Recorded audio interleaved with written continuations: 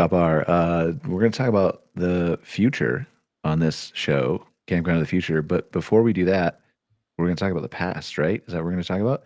So, Yep. in honor of the past, I had AI do this little 8-second thing for me. Jessica, go ahead.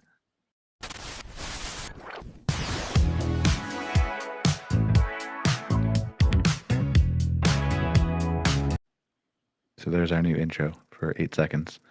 I didn't have time to put anything better together. I'm sorry. That was right out of VO3 though. So it's really interesting how far technology is coming to let us go to the forward, to the future, and to the back. So we got some other things we'll share throughout the podcast, too, from AI and from some really cool archival footage I dug up on YouTube. So we'll see. I've only had a chance to skim like 30, 45 seconds of it. So we'll see. Hopefully most of it's appropriate.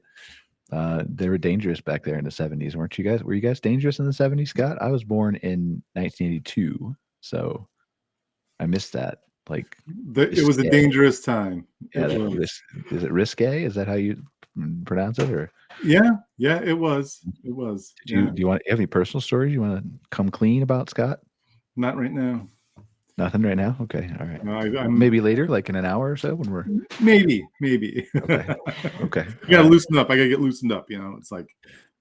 All right. So, for those of us just joining us here on Outwired, we are going to do a 2-part series here. And today we are going to focus on a couple things. We're going to talk about how camping is different from has changed from 1970 to, I think I have some examples of 1975 to 2000 to 2025. So the last 50 years, what's changed both from an owner-operator standpoint, from a camper experience standpoint. And surprisingly, as I was researching this, Scott, like, there's a lot of stuff that is really, really the same and has not changed at all, which in some ways is great for camping in the outdoors. But in other ways, it's kind of like, I don't know if I ever mentioned this before, what's that? There's a program on Apple TV, Mission to Mars or something no, not Mission to Mars. For All Mankind. That's about that, like how the space program would have been different had the Russians been first on the moon. Mm-hmm. And I think it has a lot of obviously completely different things, right? To be clear, before anybody just makes fun of me, completely different things. But like, it's interesting how some of the stuff stalled, like for innovation wise, not just in the space program, but some of the things overall stalled when you look at kind of us coming out of that Cold War with Russia, and then like over the next like 1970s, 80s, 90s, 2000s, 2010s, like obviously technology, went forward and we invented a lot of new things, but we didn't really have that groundbreaking. Would you agree with that? Like, you lived through all this, right? I mean, I did too, but I was like young in the 80s and wasn't around in the 70s. But is that a fair statement to say? First, yeah. Like, it's not, I'm not criticizing it or saying it's bad, but a lot of it is very similar compared to like the end of World War II, as I've read through the 70s. Absolutely. There's a lot. There's a lot we could unpack there in terms of why that is. In camping, the camping just has that really strong kind of nostalgia factor involved, and the idea that a lot of people take pride in the fact that they can do things like very much bare bones. And part of that, and this, I'm going to come around to your whole idea of like with the space program and all that, is that sometimes simpler is better in an extreme situation. 100%. Yeah. You won't find any argument from me there. Like, I still agree with that today. I'll agree with that in the future. Like, there are things that, especially in our industry, I think, that are much more appealing being simpler. And it's a balance for me too, as I look for my company to introduce technologies and things like AI and stuff into the outdoor industry. And that natural pushback is like, well, we don't want more technology in the outdoor hospitality industry. Okay, maybe not, but like, this technology actually helps you enjoy the outdoors better. So there is a balance there. And you'll see that in the innovations and different things that we talk about here that I think can make the experience more convenient for people who are enjoying it, for the operators who are running it, but also still maintain that nostalgic feeling, that ease of entry, that simplicity that I think camping is kind of known for, right? Absolutely. Yep. So yeah, but it was and obviously that's a whole different show. We're not going to get into that stuff.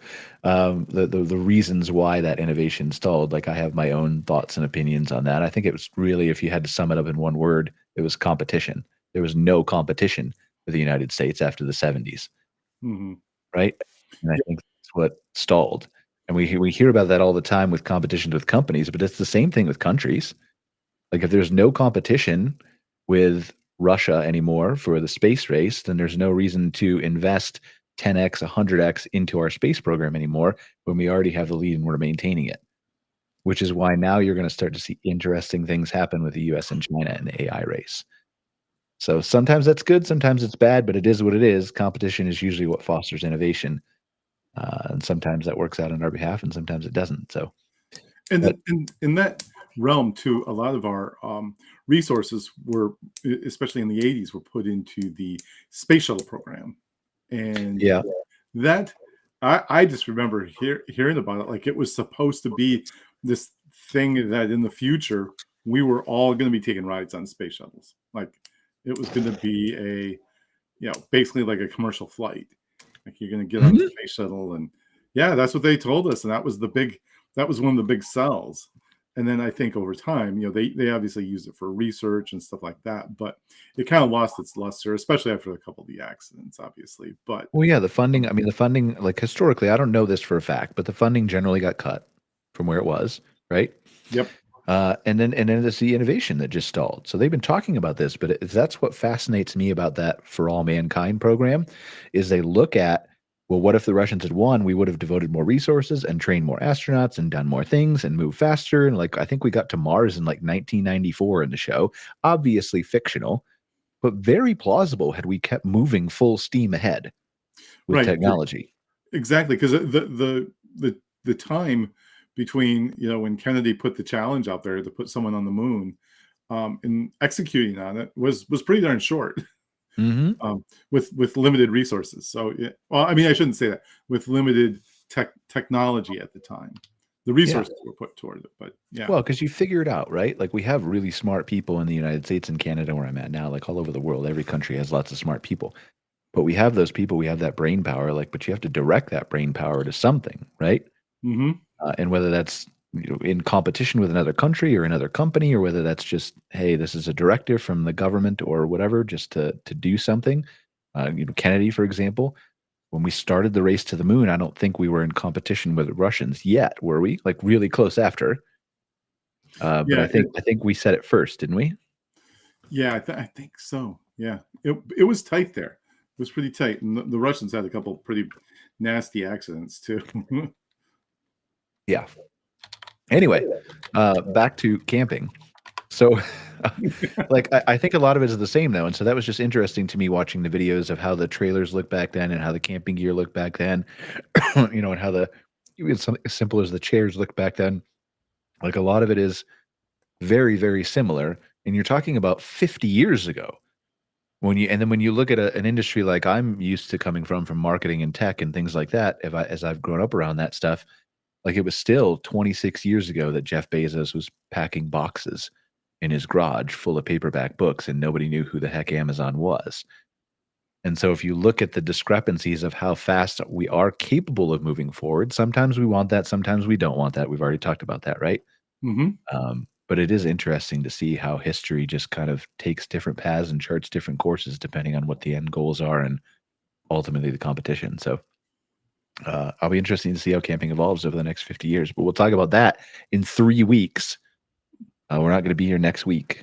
That's right. That's Take right. where are you going again, Scott? Michigan. I'm going to Michigan. Michigan. Okay. So Scott will be in Michigan. Greg will be traveling to a client's, and I will be at my parents' girlfriend's lakeside cabin in BC. So I was going to do the show from there, but the other two gentlemen, had stuff to do. So I'm like, all right, I'll just take off too. It all works out, right? Well, It's almost like we planned it together. We're all in each other's heads. ironically, it came So, together. yeah. But it's good to take a week off during the summer. We'll have some fun. We'll have some good times. So, okay. So let's talk about this. Like, I want to pull this up on my laptop, some of the comparisons, but I want you, and then so we're going to talk about that. We're going to talk about the 50 years. Then we're going to go into a little bit about KOAs, Campground of the Future. And so this is something that you were intimately involved with, right, Scott, doing Yep. some of the research for this project and things like that. Came out in 2019, beginning of 2020. 2019. It was And, yeah. right prior to it. It actually came out just like a month before COVID hit. So Yeah, and I remember thinking that was really innovative, and I know they expoed it at a place in Utah, right? Like a big exposition. Yeah, it was the one time only RVX. Did that get killed because of COVID though? No. Or it just wasn't well attended generally? Yeah, the industry didn't really like it. For them, it wasn't worth it for them overall. They gave it a shot. On a personal level, I really liked it, just because it was. What was the intention behind it? Because like I read about it, but now I don't remember. It's been so long. But yeah, it was. I thought it was. I thought they should have stuck with it and just made a few tweaks to it. I think it would have been really good. But what was the intention behind it? What was the idea behind RVX? it was to make it much more forward looking, much more. Again, that's why Campground of the Future had a huge booth there. It was to kind of look at innovation. What's the future hold? They had the prototypes for electric RVs there. There was a lot of it had a strong educational component to it. A lot of stuff, people talking about what's going on now. Like it was, if AI was around, it would have had a huge presence there in terms of what I mean. It was like it was really that kind of an approach, but for the industry overall, because it was done by RVIA, they need to put on shows for their constituency, which is the manufacturers and suppliers. So they wanted something that was a little bit more geared toward them being able to sell RVs. So yeah. But it was good. I actually think there's space in the industry for something like that to happen. Yeah, I mean, when you make your billions and you share a few dollars with me, Scott, because I'll always be poor probably, but when we both combine, because we're co-hosts, man, you'll share what's yours is mine, right? Like that's Absolutely. fair. Yeah. So when we make that money, we'll start that show again. We'll do it, and we'll run it like for the future and for AI and robotics, and because I feel like there's a bunch of other companies that have existed since COVID came out that are really innovating in the trailer towable space, right? Yep. And we've had some of them on MC Fireside Chats and talked to them and interview them in Modern Campground. I think there's even more of a presence of people who would like gladly show up and throw their futuristic prototype trailers and things like that at a show like that. It'd be really interesting. And you could even throw like futuristic glamping tents in there, right? All kinds of things. Sure. That'd be a really fun show to have. Yeah, people have some great ideas. I mean, and I remember the first RV show I ever went to was in Louisville. And it was in that gigantic space. And all the kind of the startup manufacturers and suppliers were kind of put in this separate area, kind of way off to the side. And I was like, wow, this is where all the cool stuff is. And that's just me, right? And I understand the purpose of these things and so on, but it was like that area they had some really like these designs in RV that like almost split lengthwise and formed like a V that kind of created its own little, courtyard area in the middle and stuff. And anyway, there was stuff like that there. It was like, wow, this is. Yeah, let's do it. What kind of we gotta ask ChatGPT at some point, not during this show, how much of a budget we need to come up with, do something like that. I think we could do it. It'd be fun. Not this year, but like when you make your millions. Sure. Maybe we can borrow money from Greg. You think we can convince Greg to borrow some money? I think so. He's not here. Let's sign him up. Yeah. Like if you're not here, it's an automatic yes vote for anything that we say, right? Correct. I think that's the way it works. So, okay. All right. So 1970, 2000, I got a couple things pulled up. So we're going to talk about Campground of the Future after that. And then there was one other thing that you were going to talk about, right? Or was it tied to Campground of the Future? There was some research that you had done that you said you wanted to talk about, yeah? Oh, it was the Campground of the Future research was. Okay. All right. So I've got so talk me through like let's start like we want to talk about the campground of the future later. But talk to me about some of the interesting things that you, as a camper, or like, I don't think you were involved in the industry back then, right? No. Did you go camping or did you do Absolutely. anything? Oh, Okay. yeah. All right. So like look back on the 70s, and while I pull this up, refresh, give us some nostalgia. How do you think it was different? The 70s was really the emergence of the backcountry camping, for one. And that was really driven by the boomers and the whole kind of environmental conservation movements that started in the late 60s, early 70s. So you had a lot of people going out to the backcountry. That's one thing. And so what you started to see was, some of the first like baby step innovations came from that, like the backpacks and footwear, stuff like that. That's where the material for tents, because it needed to withstand that. But overall, in the 70s, it was the age of car camping at fairly rustic campgrounds. Like in that era, it seemed like a full hookup was a plug that you could put an extension cord into, and maybe it had a water spigot there. Yeah. People tended to camp a lot in large groups. They bring like a bunch of kids with them and shove them all in one of those big cabin tents. And everybody was sleeping. A lot of people didn't even really have sleeping bags and sleeping pads. Sleeping pads were non-existent.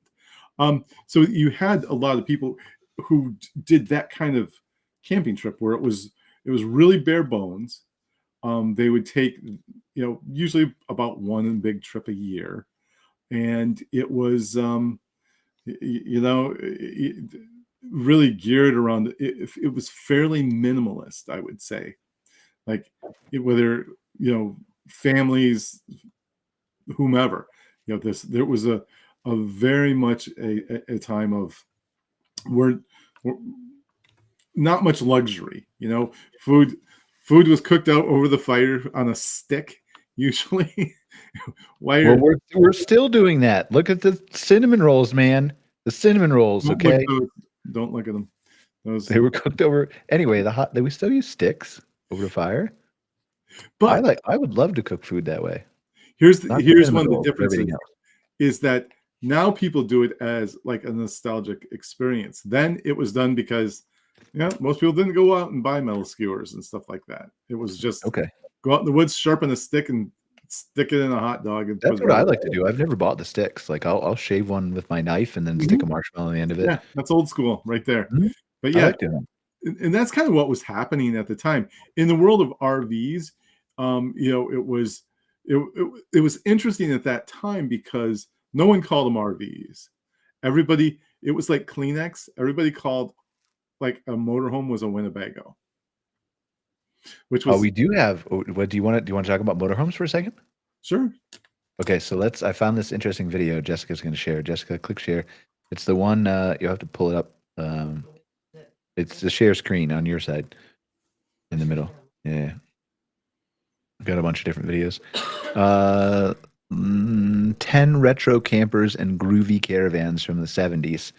All right, so we'll maybe skip around this a little bit. I don't know. It might be interesting. We got some time to fill. And Greg's not here using his usual banter. So I found this pretty cool video here of 10 groovy. Rewind it to the beginning there. And then let's play a little bit of this. Because I do talk about campers, caravans, and motorhomes have been around since 1910 with some cool looks and ingenious designs. From the popular Winnebago to a recreational vehicle that was designed by the person who brought us the Wienermobile. This is Glenn, and today we are showing you 10 of these crazy retro designs. Number 10. Larry Shinoda, who had designed the 1963 Corvette Stingray and the Boss 302 Mustang, helped to develop the Rectrans Discoverer, which was made by the White Motor Company. The Rectrans camper was 25 feet long with a fiberglass shell that was mounted on a Dodge M300 chassis with a 413 cubic inch Chrysler engine. These came with a 3-speed automatic transmission, could accelerate from 0 to 60 miles per hour in 11 seconds. It looks like it really would have a hard time with the wind there. And could get on the left and 10.1 right at the miles per top of gallon. the cab. This comes with only one door that is located on the passenger side, with a refrigerator and freezer that can operate on either electricity or LP gas. And there is also a bathroom, a kitchen, and a dining table. Pause that for a second, Jessica. There were approximately... Let me ask you a question, Scott, as somebody who comes from this era. What was with the yellow countertops? It was just the style. It came up. It's because it was the era of the Formica instead of why wood. yellow? Why not green or I don't know, like just it was personal preference. Okay. You could get green. You could get green. You could get green? Okay. All right. All right. Let's do we want to keep watching? Is this interesting? I think this is interesting. I think it's fascinating, honestly. All right, cool. Let's watch it. 3,300 Rectrans built from 1971 until January of 1974. Number 9. The Starstreak 1 and Starstreak 2 motorhomes cool. were both built on a Cadillac chassis with an Olds Tornado 455 engine with minor differences that you can use to tell them apart. They were built by Air Force officer Paul Jones of Cape Coral, Florida. The Starstreak 1 is in the California Automobile Museum in Sacramento's permanent collection. This one is set on a 1971 Olds Tornado chassis and has trim from Cadillac. The panels, glass, and things were all hand fabricated, and the windows have a foot of paneling between the back corner and the back edge of the side window. Okay, pause it. The Starstreak 2 motorhome is in the Motorhome Recreational Vehicle and... Okay, so here's an interesting question for you. If you were able to recreate one of these, right? And I'm not that talented, but if you were able to recreate one of these from scratch or like rebuild the outside or make it look as nice and polished, like could you then drive it to a campground that says like, oh, we only allow motorhomes that are 10 years or newer, and just say like, I just built this thing yesterday? What you're gonna do? Like it looks like it's from the 70s. I just built it though. What are you talking about? There's probably a lot of campgrounds that wouldn't let you. They would tell you no? Yeah. That's interesting. That would be a fun exercise. Like if we ever, let's say the doom predictions of like AI and robots come true, and I'm out of a job, you're out of a job, we don't have anything to do. We should like build one of these things to just drive it around and do like I'm sure there'll be some kind of influencer social media thing still, right? And we could just see how many campgrounds we could get into, tell the stories. Why can't you what? I'd love driving around in that thing. That would be. They don't want them. They don't want them. Jessica asked why they can't have old RVs. A lot of campgrounds don't want they don't look really nice. Yeah. So like there's a stereotype around it, and like I mean, some of it's justified. Maybe can you speak more on that to Scott? Like she asked why they don't allow older models. Yeah, it's the idea of it could be an eyesore. They don't. Look at that beauty. Does that look like an eyesore to you? Oh no, that thing is gorgeous. It's yeah, I love that thing. Yeah, and a lot of people don't. I think they feel like there's some liability there because they're not like approved RVs. They don't fit the definition because of those, okay. So there's also, and I'll say this at the risk of taking some heat on it, but there's also a little bit of socioeconomic bias associated with that. For sure there is. They can send me the emails too. Whatever. Like truth is truth. It is not saying that everybody is like that, not even 50%, just saying it is out there in some percentage somewhere at some campgrounds. It does happen. What it is. It absolutely does happen. So yeah. All right, let's keep going. Motorhome Hall of Fame in Elkhart, Indiana, and has 5 circles on the belt line, full-length side windows, and an aluminum-colored trim piece at the top of the side. This was built in 1988 on a 1976 Cadillac chassis using a 1976 Olds Tornado 455 engine. The length was 22.5 feet with a height of about 7 feet and a curb weight of 5,400 pounds. Beautiful. Number 8. In 1958, David Holmes enlisted Chuck Pelly, like founder of DesignWorks USA, to design the Holiday House Geographic, also known as Model X, as a limited production model. With a price tag of almost $8,500, there are thought to have only been parts of 7 of these revolutionary fiberglass trailers ever made. with only 2 currently known to be in existence. One, a 1961 Holiday House Geographic, has been completely restored from the ground up by Flight Camp in Bend, Oregon, and it's in beautiful condition. Among the most desirable vintage travel trailers in the world, this is 24 feet long, sleeps up to 4 people, and has a water capacity up to 40 gallons. And 1 air conditioner. Notice the interior. This was available for sale on eBay, but the listing ended on August 22nd at a price of $225,000. Wood all day is how I prefer. Yeah, absolutely.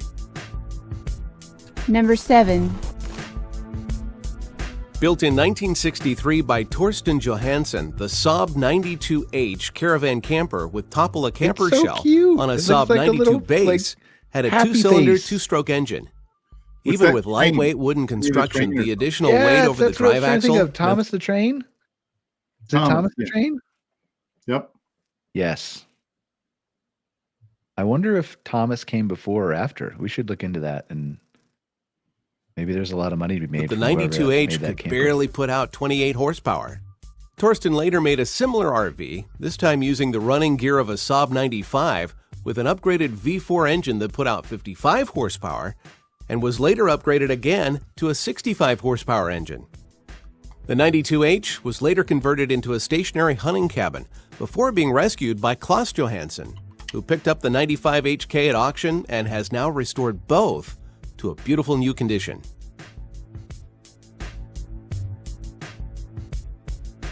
Number 6.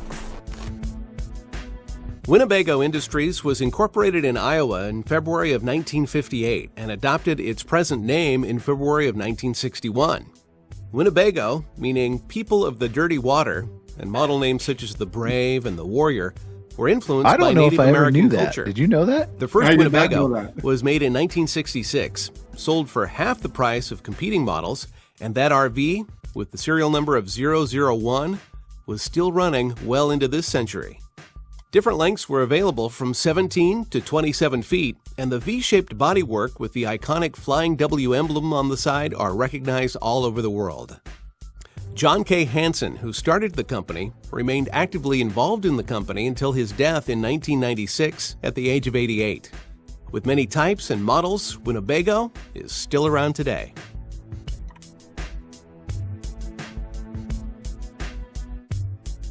Number 5. A rare 1970 Oldsmobile Toronado GT motorhome is a pretty cool car camper with a V8 powered engine that has 68,000 miles. With an engine replacement 4,000 miles earlier, can you imagine the get kids you 15 miles to the gallon. Like trying to coming with a bathroom, a shower, a wardrobe, right above your head while you're trying to drive. And skylights giving you natural light during the day or looking up at the stars at night. This has a curtain below the bed giving you access to the driving area and on the inside. I like the green better. This camper can sleep up to 3 adults or 2 adults with 2 kids and was recently on sale on eBay Motors for $15,000. Yeah, it's $15,000. While you're waiting to see the next one on our list, let us know in the comments which crazy campers or caravans you would like to see in the future. Number 4. Industrial designer Brooks Stevens created about 3,000 designs, including the iconic front fender. Oh, no, go back. Can you just go back to that little the picture of the thing? Yeah, that, like, what does that look like? There's like some kind of sci-fi movie that has a vehicle that looks like that, isn't there? There probably is. I mean, the front end, the grill looks like a locomotive. Jessica said the Harry Potter train, maybe. Oh, okay. I don't know. Anyway, sorry, go ahead. Industrial designer Brooks Stevens created about 3,000 designs, including the iconic front fender design for the Harley-Davidson motorcycles, the Oscar Mayer Wienermobile, and the 1941 Western Flyer recreation vehicle, one of only 3 that were ever produced. In 2011, Howdy Letbetter discovered a good front half and a good back half of the Flyer, and then took 7 months to piece it back together, adding a 1941 Buick headlamp above the windshield and lengthening the nose with a 1941 Ford COE grille. Modern enhancements on this one include a Ford 460 cubic inch engine, a new Super Duty 40-foot motorhome chassis with additional sway bars, a new heavy-duty Ford automatic transmission with overdrive, and disc brakes. This was sold on eBay Motors in 2016 for over $70,000. Ooh. Okay, pause that for a second. Here's what I think. This is gonna make everybody in the RV industry mad, Scott, because we're just on a tear today, or at least I am. Like, I think the standard should be like, here's my floor plan that I want to design for an RV. I'm going to throw that into ChatGPT. I'm going to say, ChatGPT, if this thing somehow survives for 50 years, would somebody put it in a museum? And if the answer is no, you can't build it. That's what it has to be.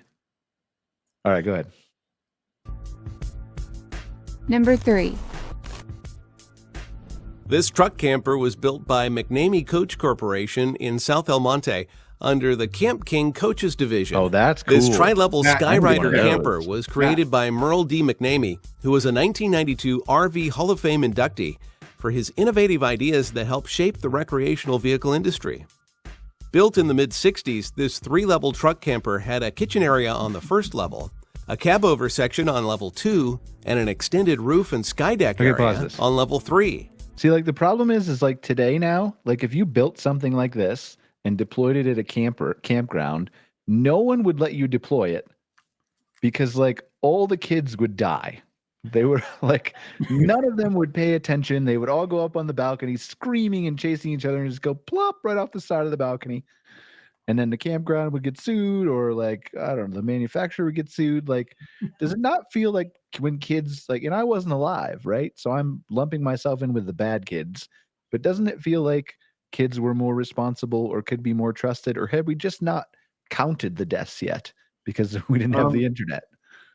It was a little bit, it was a lot of that you just knew that you get your ass kicked if you did die, right? Yeah. And so if you wouldn't even, it wouldn't even cross your mind to do anything that dumb. You know, it's like, it just didn't. We all knew kids like that, but they didn't last long. So natural selection or something else? Pretty much, yeah. All right, we should probably steer away from that topic. Let's play the video again. Roof and sky deck area on level 3. The sun deck is accessed by a fold-up roof that hinges from the rear and creates a passageway to enjoy the sky lounge, with a plexiglass wraparound picture window allowing passengers to enjoy the view. Crazy beautiful. At the rear of the camper is another slide-out section that helps increase the living space inside the camper. And the extended roof includes additional sleeping above the kitchen area. Yeah, that's like, and that's probably like, there's probably a capacity limit, right? On that thing, and they're for sure exceeding that for the marketing video. That woman's hair weighs enough to probably put her over the weight limit up there. Look at that. That's fair. Is there 7? Jessica counted. I have bad eyes. Yeah, but there's like the kids are like half people, right? Like the baby is a 1/4 person. I don't know if that works for fire code, but it should. All right, go ahead. Go ahead, Jessica.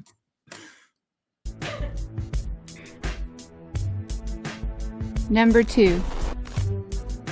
Once featured in Popular Mechanics magazine and the movie Total Recall, the 1979 Phoenix camper van was a VW-based van that expanded into a tent. Phoenix had the sleek look of a modern sports van when driving, and its low frontal area, coupled with a curb weight of 2,000 pounds along with its VW van chassis, translated into a highway fuel economy of 25 miles per gallon. The tent trailer expanded into a large room with a height of 6 feet in the center, 12 feet across when expanded, and came with a bench seat with 14 cubic feet of storage on each side. Nitrogen cylinder-assisted gull-wing doors provided easy entrance into the low-profile cab. And it looks future-proof, like Mad Max. And the 2 bucket seats in front allowed central walking space into the rear. Looks like the zombies are going to come up and bang on that thing. They're not getting anywhere, right? And it was reintroduced as the Mechanics Illustrated's Renegade. I don't like that one as much. Number 1. The 6-wheeled Spartan Starcraft camper was sold as a conversion for the Ford Cortina Mark III to Mark V by Spartan Cars. Founded by Jim McIntyre, Spartan Cars manufactured kit cars in the United Kingdom from 1955 to 1973. A large body shell, including an overhanging section above the driver and passenger seats, was mounted on a new steel chassis that was taken from the Cortina's mechanical components. The center section of the Cortina was retained, including windscreen, instruments, and wiring, while the top area was newly restyled. There's plenty of storage, a built-in sink, heater, and a small bathroom. The overhead cab area measures 5 feet by 5 feet 5 inches. The length from the rear of the front seats to the rear window is 9 feet, and the rear section was still being produced in the early 90s for use with the Ford Sierra. Okay, I think that's all 10. All right, so my question is, and we can stop sharing Hey this guys, video. this is We really should shout out that, who's the channel on that one when you minimize it? You can turn it off. But who's the channel on that? We really should shout out whoever's channel that is that made that. It's some kind of design channel, right?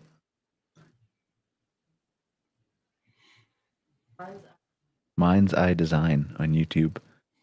That's pretty interesting video. By the way, there's one RV design. I remember seeing this just in my searches once, and it's the RV, and it has a boat as its roof. It's built in like a rowboat that's on top of it, and it's part of the design. So yeah, when you get there, I mean that's the kind of that's innovation we need. Yeah, can we just keep pissing off the RV industry? Can we just get going a roll here? Like, does it feel like today we have the illusion of choice? Like there are 200, 500, 700, 900 different floor plans, but they're all kind of the same, right? Doesn't it feel like we have the illusion of choice? Because that's the only way you can really mass manufacture anything, right? Yeah. Yep. All these were, boutique manufacturers. And it feels like we might be heading in that direction a little bit now. Yeah. COVID kickstarted that. Yeah. So, but yeah, I mean, the innovation thing, I mean, you look at those designs, I mean, they were doing crazy stuff, but it's pretty cool. I mean, you look at it, you're like, wow, it'd be cool to see some of those on the road. There's one I found. So Jessica, there's another video from I think it's the Montreal Expo. Let's see. Camping Exhibition 1970. I think it's from a Montreal Expo. Check this thing out, Scott. Olympia. A night under canvas is no longer the rugged thing it used to be. Even girls find the current standard of luxury acceptable. And why not? Even girls. In seconds, the camping holidaymaker can set up home with a minimum of trouble. Many of the exhibits at this year's camping exhibition showed a great deal of ingenuity. It takes 3 minutes to erect the Shattermobile.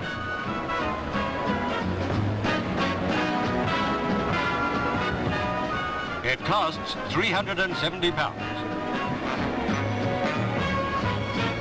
But it is possible to enjoy the do-as-you-please outdoor life inexpensively.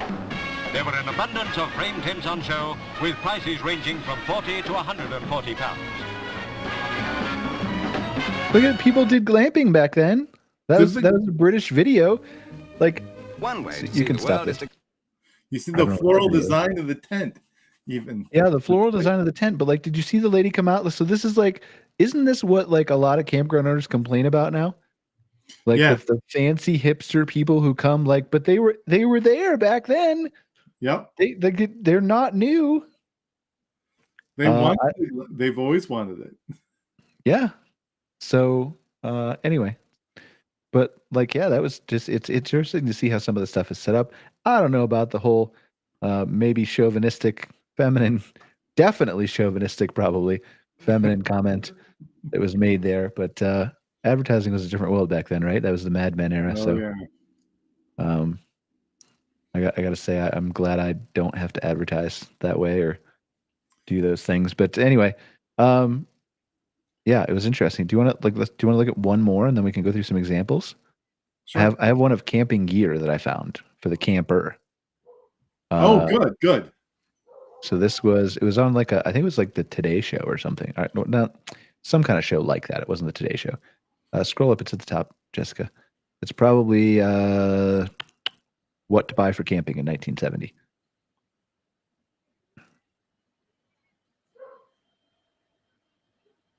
Oh, God. Yes, I myself have got 4 black flies and 2 mosquitoes this very way. These are some of the latest ideas for camping cottages or canoe trips.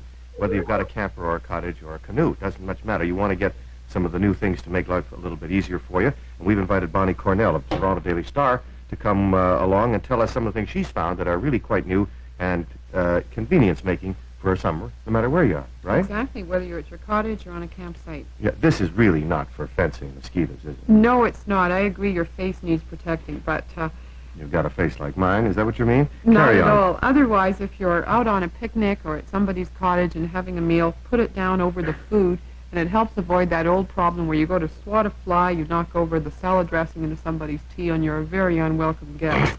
For $3, you can save yourself all that trouble. Yes. And your other That thing probably weapon costs was $50 today. popcorn popper.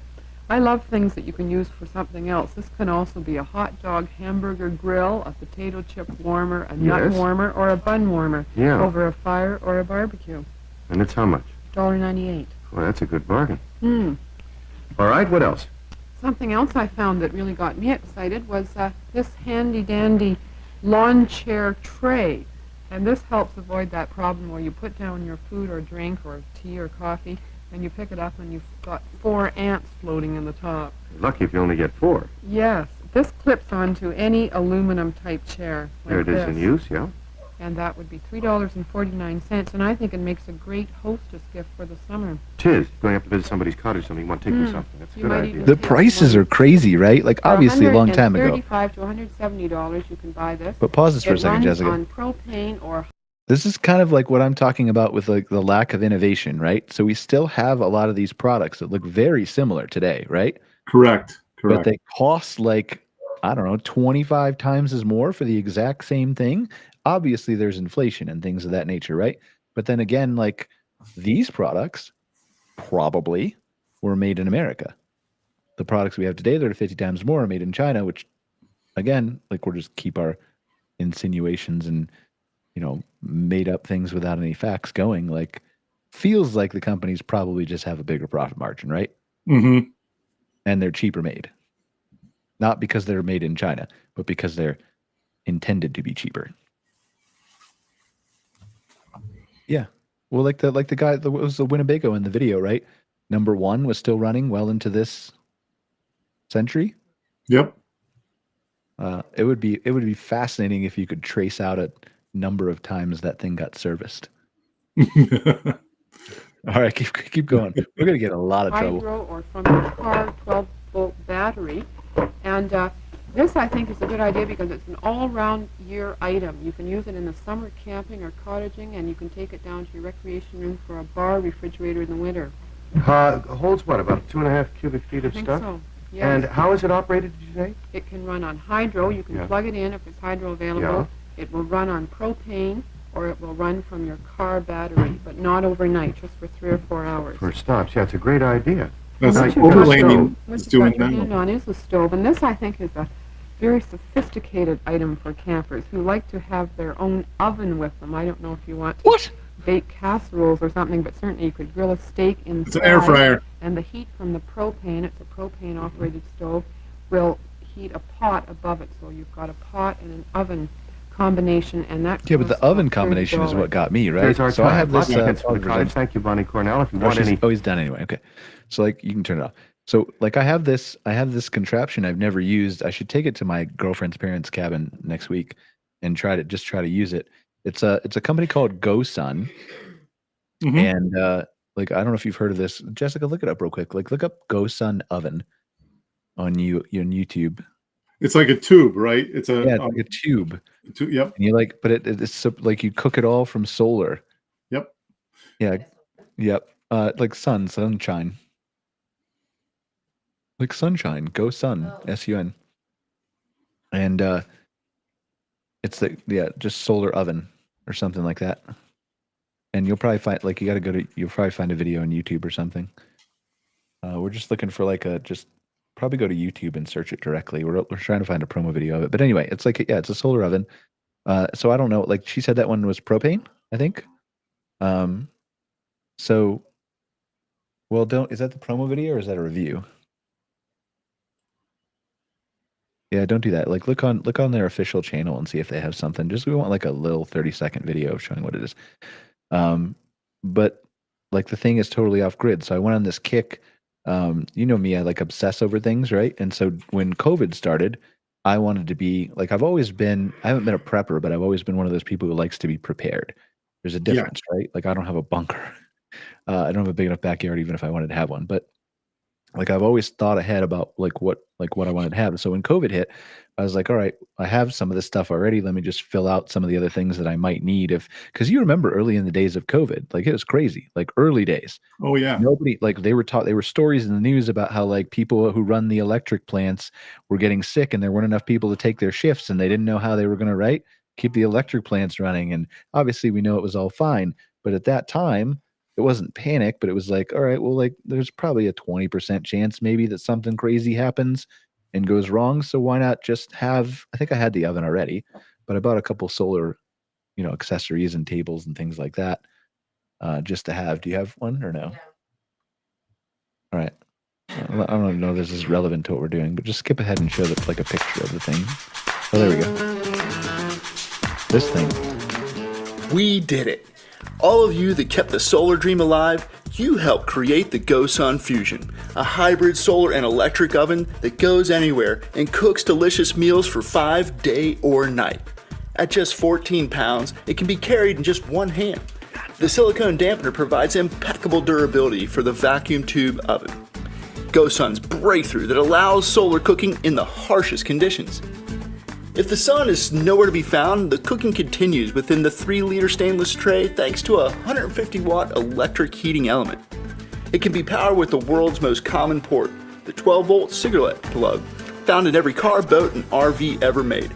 Or GoSun's optional power bank that holds enough energy to cook a meal while off-grid. Okay, that's good enough. That's good enough. All right. That thing is wicked. Like I got some of this stuff, some of these bells and whistles, like I'm so busy running my company, I don't have time to do. But I love figuring out how to do that stuff, man. Like seeing some kind of new gear, like, oh, that would be cool. Let me figure out how to do that. And then like I just know how to do it. Just like I know how to start a fire with flint and steel, right? Am I ever really gonna need to do that? No, I could just like stick lighter or bic lighter or blowtorch or whatever Jessica said, blowtorch. But yeah, like I love like you were talking about earlier, the nostalgia of some of the things, right? Like obviously a solar oven like that is not nostalgic, but just the ability to be able to do things without relying on other things that we sometimes take for granted, like electricity and stuff like that, right? Absolutely. And those things, it's kind of like whenever there's a big power outage or something, and that happens to us here in Maine a lot. Extended power outages that the people, what people do, they seek out the campers because they have all the gear. They know that they'll, they'll have a stove to cook on. They'll have backup power supplies. They'll have, all the stuff, the lights, for the lanterns and everything. So it is, it's part of it. It's part of that whole thing of that, not just nostalgia, but that ability to, handle these situations when you go off grid, not voluntarily. Yeah, like my girlfriend thinks I'm crazy. Like, and I'm not. Again, I'm not a prepper. Like, I'm not paranoid about this stuff. But like, chance favors the prepared mind. So, like, if I've got the resources, like I have a bunch of stoves in my storage unit, right? Like, I have an electric stove, I have a propane stove, I have a solar stove, and then I have a couple of those BioLite ones. So like if I have propane, good. If I can't find propane, I got maybe electricity. If I can't find that, then I got solar, like, right? Like, and maybe I can't find them all. And then I just start a fire in the ground in the woods with my flint and steel, right? But like, anyway, hopefully I never have to use this stuff in that situation. And then I'll just use it to have fun in the backcountry and all that kind of stuff. But there's some really innovative gear out there if you just know where to look. Absolutely. And find it. There's some people that are making stuff that's pretty impressive, honestly. If you go to some of these shows, actually, if you want to really see some innovative stuff, go to a prepper show. I should. That would be interesting. I bet you there's some up here in Canada. I should do that. Okay, so do you want to pivot? Let's go to 1975, 2000, 2025 real quick. Yep. Okay, so we got a couple of these. You don't need to share my screen, really, Jessica. But I'll read a couple of these off to you. and we'll see. Like, we're not going to do all of them, but I had O3 Pro come up with like some differences. So the idea is like, how has owner, operator, or camper experiences changed 1975, 2000, 2025? And we won't read them all, but like, so the first one it came up with was reservations and discovery. In 1975, you bought a 2-line ad in the Woodall's trailer directory, waited for postcards or collect calls from the road. I bet you like half the population doesn't even know what a collect call is. Well, maybe not. Maybe not. The U.S. has a lot of people in prison. Is that? Can I say that? Is that kosher? So, do they still have collect calls in prison? I don't know. Like, you see it in the movies all the time. No, it's true. It's true. But then again, like, I haven't watched action movies lately. I'm the action movies in the 90s is my thing. So collect calls from the road, penciled names into a ledger. Friday night, you left a "we're full" board at the gate and hoped drivers turned around before blocking the loop. 2000, every park had reservations at AOL.com address on their business cards. Static HTML pages let guests submit a request, which printed on a fax machine. Toll-free KOA and Encore call centers fielded most cross-country trip itineraries. Staff keyed data into DOS-based campground manager on a beige Gateway PC. Hold on, I'm just checking. My dog's barking at the door. I'm supposed to get a delivery of actually something. Yeah. Hold on 1 second. Hey, give me 1 second, man. Somebody's coming down to grab it, okay?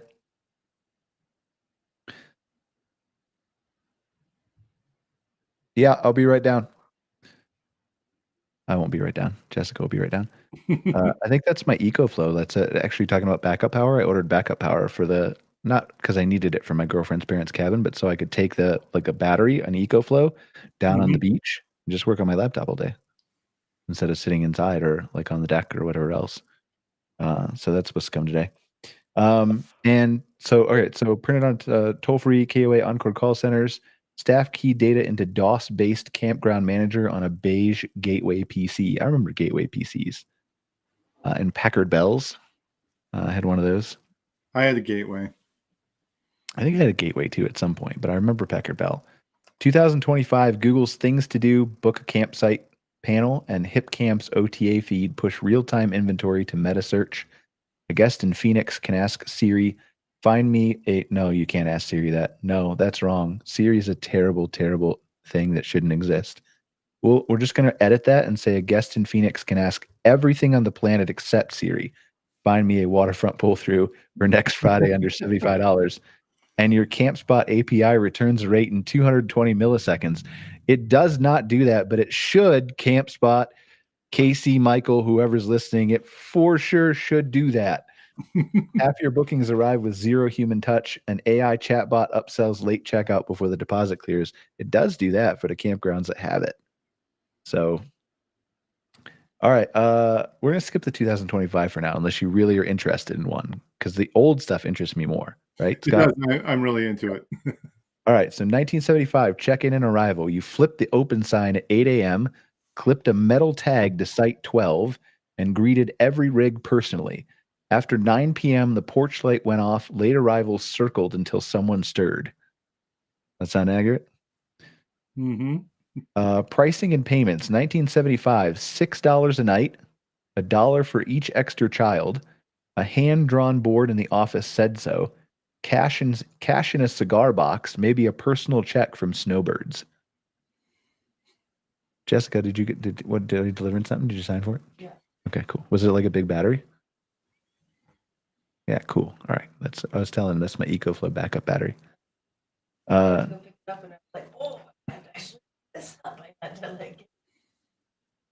Site geometry and power. 1975, 25-foot back-ends, 30-amp pedestals, many without individual sewer. That feels like that's the same today.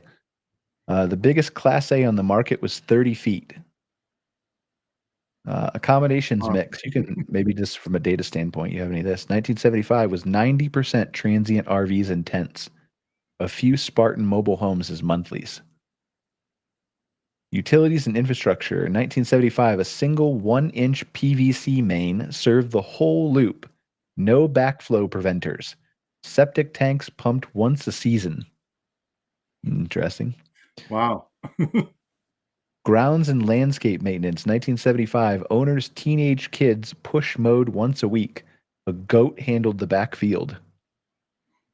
I think a goat handling the backfield would be Instagrammable today. I think we should go back to that.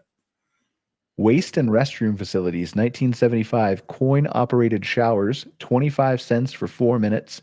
Cinder block bathhouse built in 1962. Retail and food.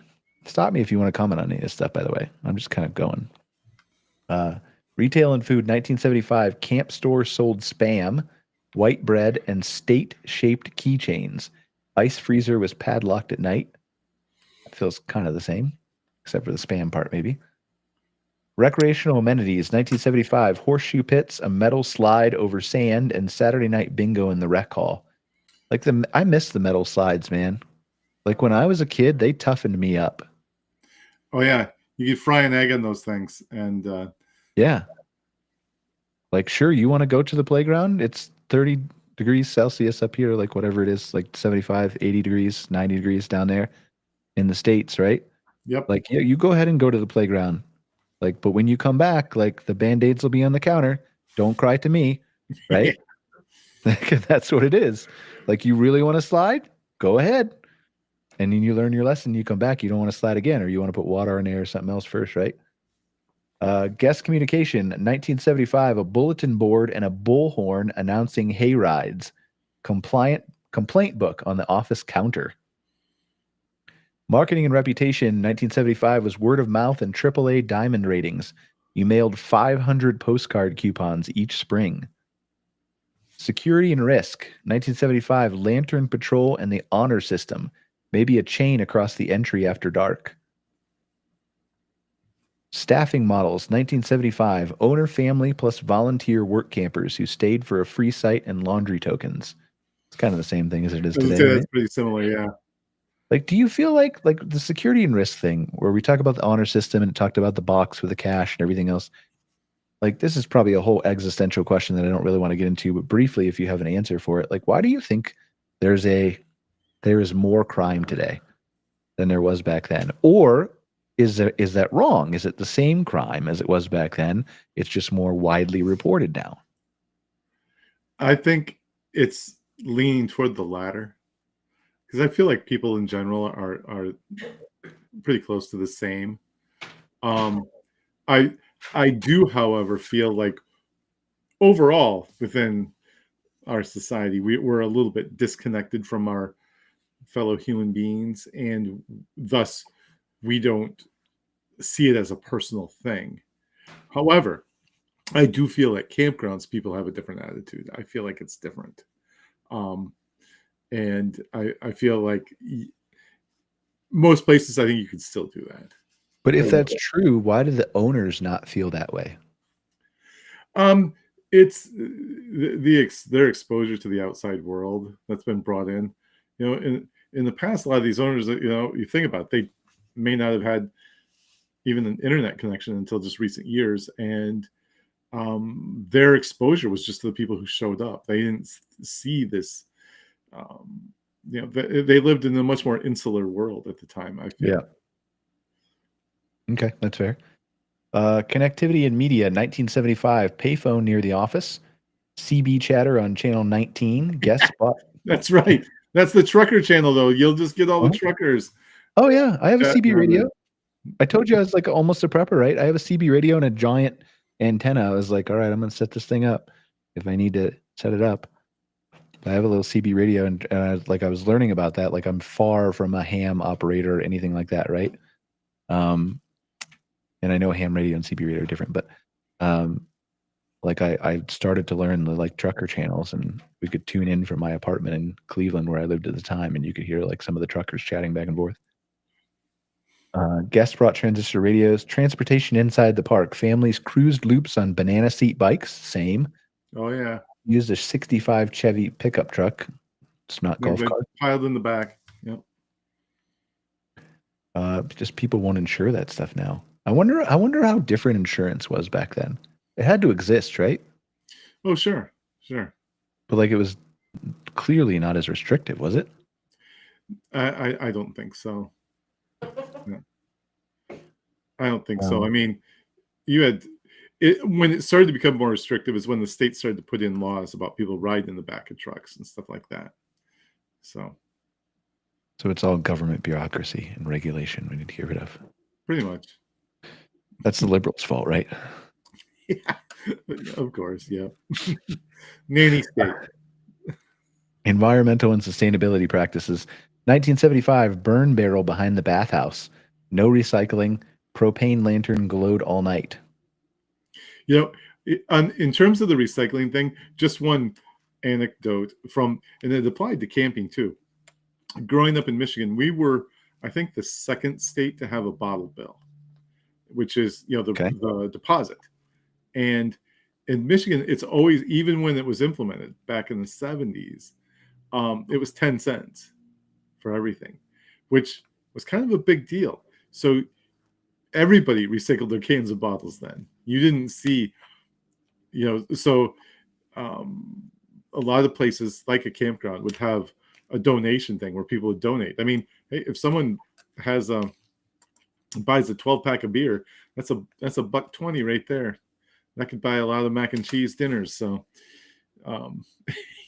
Yeah, I used to, when I was young, I used to take all the cans to the recycling center and get all the money back from them. And my parents taught me, maybe, I don't know if my parents taught me how to do that, but I for sure remember doing it. Not a lot, but that, I think that was probably because I had that entrepreneurial disease or whatever ever since I was it's not really a disease. I'm very happy I have it, but I didn't. I was using my money to buy X-ray glasses and sea monkeys. So, I mean, I'm not saying I didn't buy stuff like that, right? But I was always wanting to start a business or do something. That's all I have for the comparisons, at least that AI spit out at me. But yeah, I think it's just interesting to look at as we watch those videos and when we talk about this stuff, what has changed and what hasn't changed. And again, I think it's great that some of it hasn't changed. I think there's room for, I wouldn't even say improvement, but room for, I don't know, a different type of experience. And whether that's good or bad rests with your opinion as the owner or the operator or the camper or whatever else, right? But ultimately, you're serving your guest. And we were talking today on the Fireside Chat show, we had 2 really great glamping owners on there who literally said we built our place around the experience. And so one was I built this whole Christmas thing in December, and 60 to 70,000 people come to it every year. And then we built glamping around it. And then the other lady was built I have a music festival and I built glamping around it. And they started with the experience and then the accommodations were secondary. And they both are really, really, really successful, right? And you can do it both ways. There's no right or wrong way to do it. But this is what I said on the show. I said, I feel if you start with the experience, and we've talked about it so many times on so many different shows, right? The experience of whether at your campground or your RV park, your glamping resort or whatever else. But if you start with the experience and then the accommodations are secondary, chances are you'll almost always fill up the accommodations easier than if you flip the other way around. It ends up being harder. And it holds true no matter what type of thing you're building. I mean, I remember reading years ago, the first time I was researching about glamping in the UK, about a pub. It was just we threw up 2 glamping units in the backyard for people who don't want to stumble home because they're drunk or get in the cars, right? I bet you they're still full every single night, but they started with the experience of the pub and then they added the glamping accommodations, right?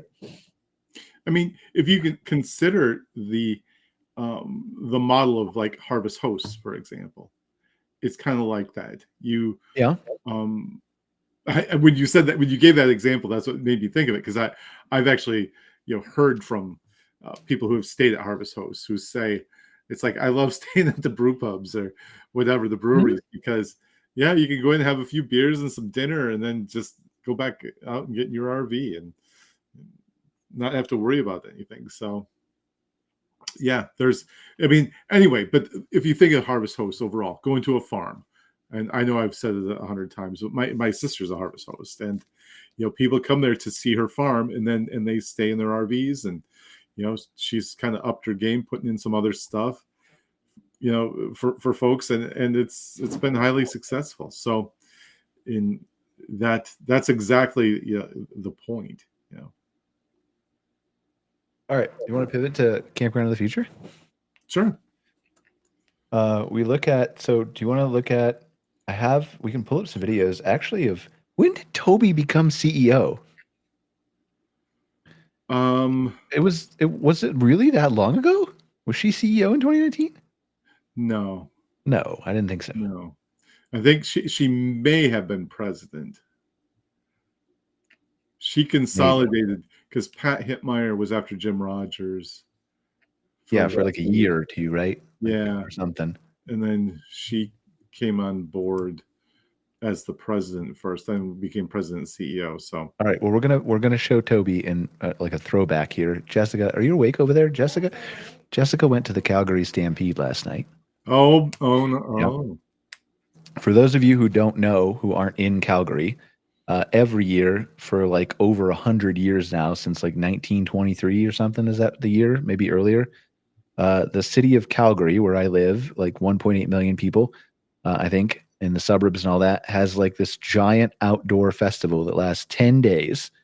The entire city shuts down. Like half the people don't even go to work. There's like hundreds of pancake breakfasts all over the city where you can get free pancakes. The politicians all come from all over the country. Like there's rodeos and concerts, and Shania Twain led the parade this year, and like just nonstop, like in Native American, indigenous powwows that happen, and then at night they have a grandstand show, and they have chuck wagon races, and they have rodeos, and they have a huge fireworks and drone show and everything else. And so like this is nonstop for 10 days. We're right in the middle of it. It started last Friday, and so we went there Sunday night and saw the grandstand show and everything else. Like we were responsible. We got home at 11 o'clock. Jessica, not somewhat responsible, apparently. So she's like half asleep over here, covered by a blanket. She's like, I'm still pressing buttons, man. Don't give me shit. All right. So on YouTube, go on YouTube, Jessica. We're going to look up KOA, Campground of the Future. And there's a couple of videos that should come up first. Both of them are with Toby. One's 2:32 and one's 2:11. Just pick the 2:32 one from KTVQ News. It's 2 minutes and 32 seconds. And then there's 2:32. Yeah. And then this is from a news channel I found. And we'll play this, Scott, and then I'll get your insights, and we'll talk about the Campground of the Future.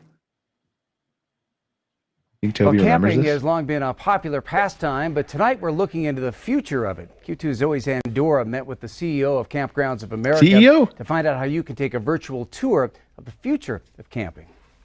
Rubbing two sticks together and making a fire, rolling out a sleeping bag or pitching a tent, camping, an outdoor experience, something Campgrounds of America has been providing to people for half a century, and they are plotting the course for the next generation of campers with Campground of the Future project. You can actually look at them in virtual reality, or you can go online and navigate through, and then we put descriptive copy in there that explains what the concept's about. So it took into account things like technology advancements, environmental considerations. All these things will become very commonplace in other parts of your life, and how that will infiltrate our business on the campground. Imagine camping up in the trees or under the water, drones dropping off campfire wood. Based on scientific surveys, the KOA has been perfecting what campers want from their outdoor experience, offering 5 campground concepts online and a few features that are already in development. We're always trying to inspire people to camp, whether it's now or in the year 2030. We're also using it internally as a blueprint, and for the industry as a blueprint about where we're headed. So what it's doing now is allowing us to mobilize programs around actually building out a lot of the concepts that are in the Campground of the Future. Toby O'Rourke, the CEO and president of KOA, says they have to think about campgrounds and how they're going to evolve in the year 2030. Airports are doing facial recognition technologies. Everybody has an Alexa, Amazon device in their homes, and Echo.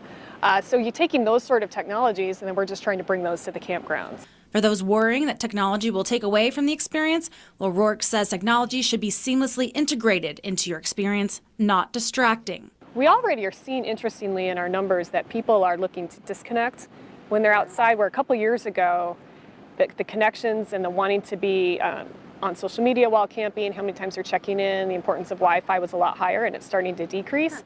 And I think that's just speaking to a trend we're having overall, that especially with children, parents are becoming much more aware of, okay, we need to actually have some offline time.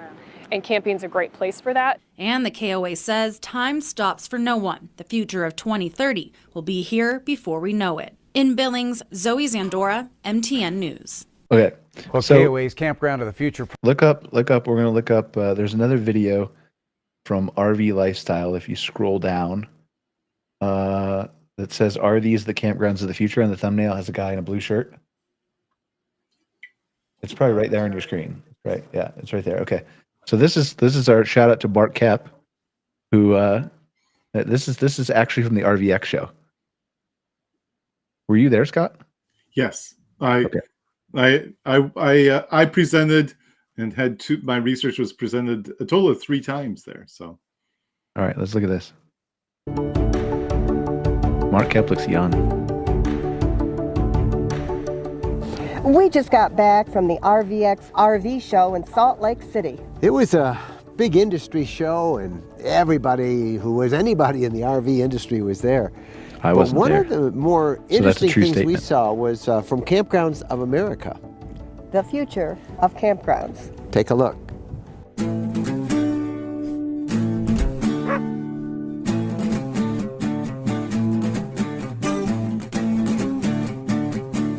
So we're taking a look at the Campground of the Future with KOA. So we have the opportunity to partner with KOA here at RVX. And so what they've got, and you can actually visit this at your own, at home on your own computer. You go to campthefuture.com. Is that still up? This would be the page you land on here. They got a description of everything. If you click this this VR tab right here, it'll go to this screen. Oh, it's still up. And these have the different regions where they've designed these kind of ideas of what the campground 10 years in the future will look like. And if you click on one, for example, we'll go to the coastal one first, you'll come to an overview. This is a coastal design of what the campground of the future could look like. Now, the idea being here is kind of like SEMA or, a specialty auto show, kind of going outside the box a little bit. They're thinking about ideas, and this is kind of like really, stuff that's both real world and maybe in the future. For example, in the future, you see that little yellow thing right there? I'll pop up the little description. That is a delivery bot that'll automatically deliver stuff to your site. Now that's obviously futuristic and out of the box, but who knows? Maybe it'll be real, and if you all respond to them, who maybe they'll knows, upgrade Scott? it. But something that actually could happen today is a pantry delivered to your site, pre-filled with all the products you'll need to enjoy a camping experience. So you can think about somebody who's unsure about camping. What do I need to bring? They'll pre-deliver it to your site, and you can just show up with your rig, or if you're staying in a tent or camping temps, everything. Come on, man. Now this is interesting, right? So it's been years since I watched this, right? For one, the delivery bots are for sure. I've been posting about that on LinkedIn. These companies exist today. Delivery bots weren't possible back then, are possible today. And they have. We went to what's the big amusement park trade show that happens in Orlando every year? Do you know what I'm talking about, Scott? With all the rides. I do, but I forget the name of it. Anyway, it's something. Anyway, whatever. I went there whenever Ojai and KOA were in Orlando at the same time, I think a few years ago, or in Daytona or something. And they had they had bots there that were not geared toward campgrounds, but that had off-road tires, years ago, that could traverse almost all types of terrain and stuff like that. So those things are possible today. If you look at this thing that he's talking about, this is crazy. I mean, I don't know how feasible this is to tow around and pull in and everything else like that, but this is like a hotel minibar. I would put one of these at all my deluxe sites at least. Lock and key, right? Give them a minibar key or whatever else on their site. Make sure it's secure, and then just like a hotel room, take what you want. Do you think you're not going to sell anything with that thing sitting right there on the site with beer and fridges and Snickers bars and everything else inside of it? By the way, I was just going to say the stat is 49% of all campers say they would want this. That's a lot of people. That's a lot of campers. It's and they can't be that hard to build. I don't know if it needs to be that big and that extravagant, right? Maybe it does. I don't know. You could certainly probably tow one of those things on a golf cart, right? Sure. I don't know. It looks kind of tall and maybe it might tip over a little bit, but if you towed it on the back of a golf cart on rocky roads or whatever else, right? But Like, come on, this is like easy stuff right here.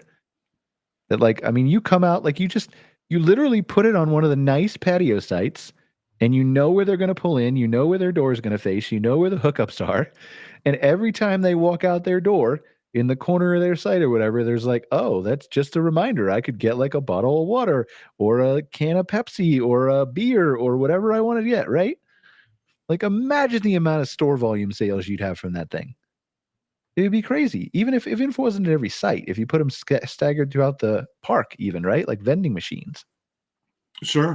I don't know how you'd keep track of that. Like, but because if they're on the site and you have your own key when you check in to your own little thing, and then if anything's missing, it's your fault. Like, right? Yeah.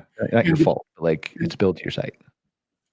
You could have different sizes. You could have different designs. You know, you could have a little tiki bar pulled up in parked at your site. You know, it's like it's kind of like you could do almost anything with it. But yeah, I mean, you could put like, look at this design though. You could put your firewood in there.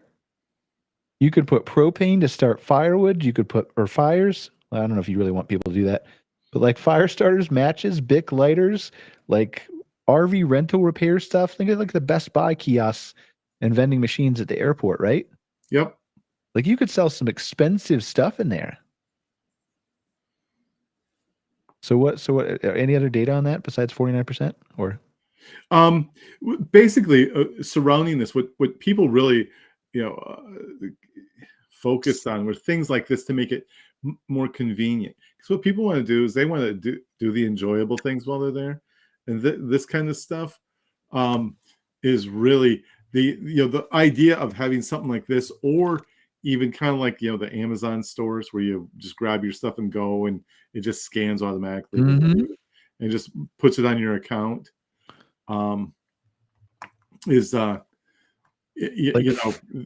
Those things, these kind of comfort and convenience factors, even a few years ago, tested really well. It was we were kind of sitting right there on the cusp of it, and then COVID happened and kind of blew things up a little bit. But there's these things are great. These are great opportunities, I think. Like frisbees, kids' toys. Like we were talking with one of our clients yesterday. I think I was having a call with a client, and she was asking me about QR codes. And I think we talked about this on the show last week, but like we were talking about QR codes and like where can you place them around the thing? And I said, like, we'll put them at your pool. Like imagine the family who's down there with their kids, and their kids already in the pool, and they're like, oh, I want a floaty, or I want a little blow up thing, or I want something to play with. If you can scan a QR code, go to a page, order one from the store and have it delivered, you're going to sell a lot more of those than you would if they happen to be in the store and the parent happens to see them before they go to the pool. Because they're not going to pull their kid out, get them dressed, go to the store and be like, let's buy you a floaty. Because you can't leave your kid there alone, right? I mean, you could. Exactly. That would be bad parenting, but the idea of not having to inconvenience yourself and make all these extra trips, all these different go up to the store like 4 different times because we need this now. It's like people, what they want to do is they want to be at the campground, at their campsite probably, or doing something fun and not wandering around in the store or whatever all the time, or having their kids always want something from them. That's why that whole idea of the RFID bracelets too tests really well. People like that for their kids, because they can go rent bikes, they can go buy whatever. Somebody needs to start this business, Scott. This needs to be you or Greg. Okay. Greg's not here. This needs to be you. Like seriously, like somebody needs to start this business. Imagine just like a Conestoga wagon. Imagine showing these at the thing and saying you can buy one of these for $5,000. We'll have it. We'll build it. We'll deliver it to you. It has like Gorilla Glass or something that can't be like shattered. It has locks on it. It has maybe a little tiny security camera that's pointed right at the not invading the camper's privacy, right? But pointed right at the front of the thing in case somebody tries to steal stuff.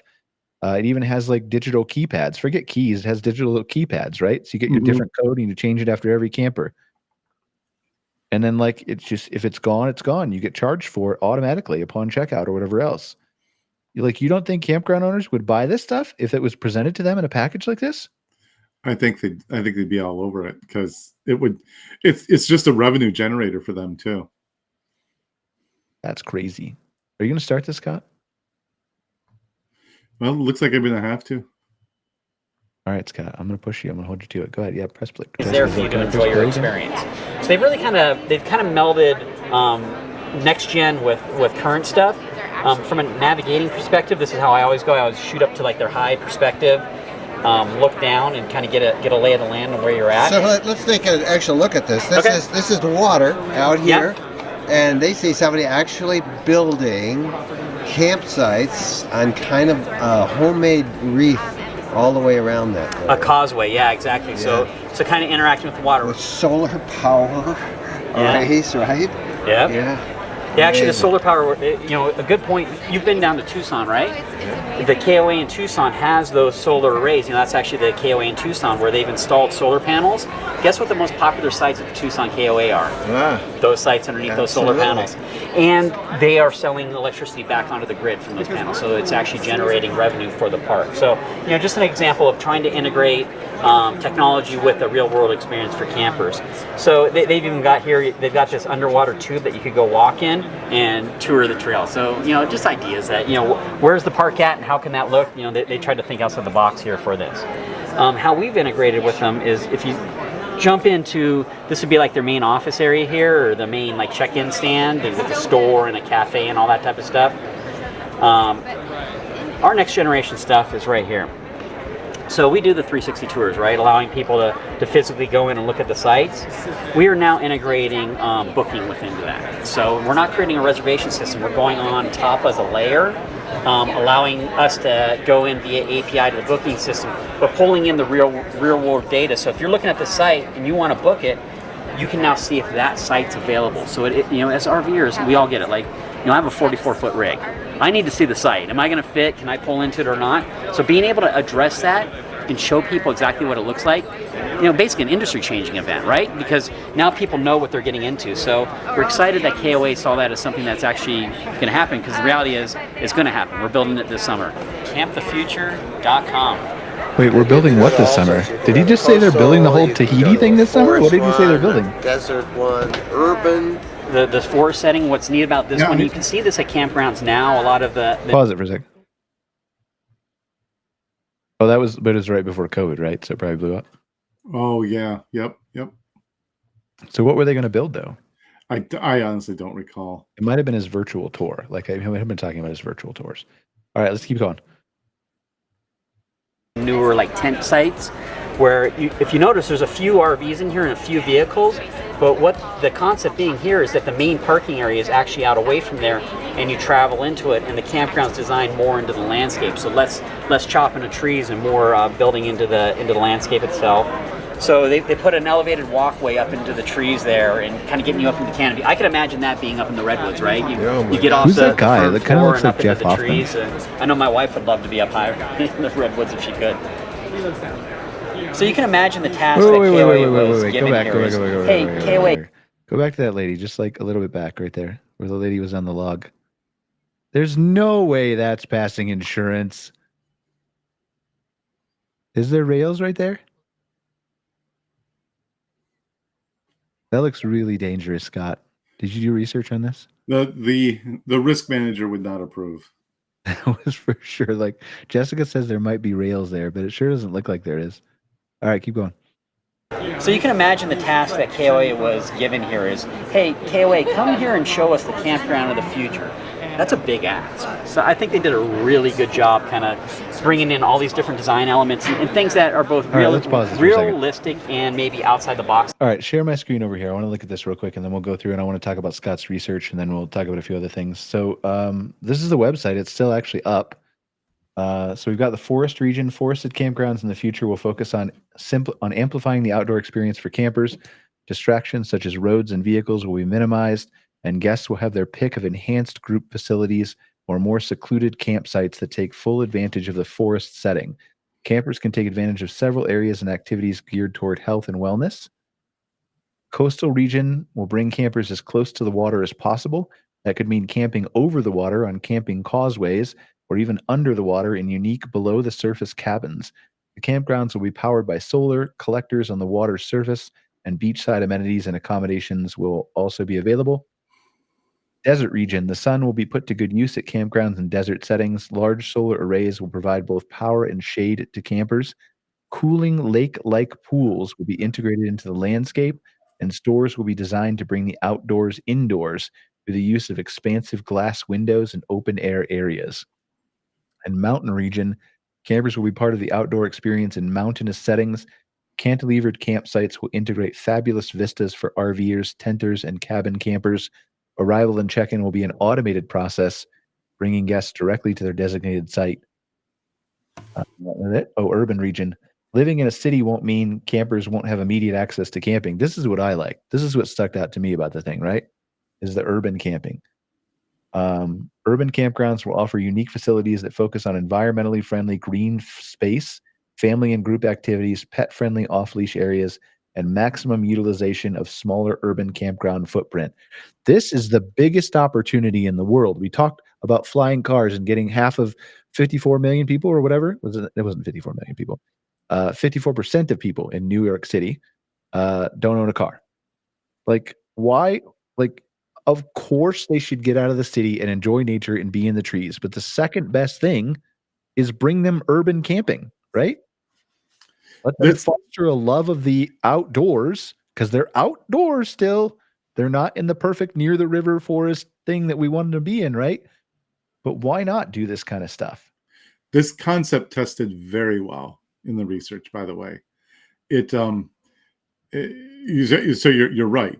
It was one of the most popular concepts that we tested overall. And, especially when you start considering that group, that younger segment, those are the folks who are highly interested in this. And again, as you say, it doesn't replace an immersive natural experience, but it gives you something. It gives you a different kind of experience. It gives you something to do. So yeah, this was one of those things that, again, the research came out at such a strange time that a lot of things didn't come to fruition just because of timing, I feel like. So, but yeah, it was a very, very interesting exercise to go through all this, and look at things like the urban campground. One of the key elements that shines through in all the research we did was the fact that people still want to have as close to a natural experience as they can, depending on where they are. Yeah, but this is even when I lived in Cleveland. I had a rooftop patio in my apartment building that had a garden up there. We could go plant our own stuff in there. It had picnic tables. That had a place you could have a fire pit. That had I don't know what else it had up there, right? But it was nice. But it given a little bit more roof space, and not maybe in an apartment, but it's very feasible to have a couple glamping accommodations up there or something like that, right? Sure. There's a place in Chicago that's doing it right now. They have a big dome at a rooftop at a hotel. They call it urban glamping, and they're renting that out for $3,000 a night.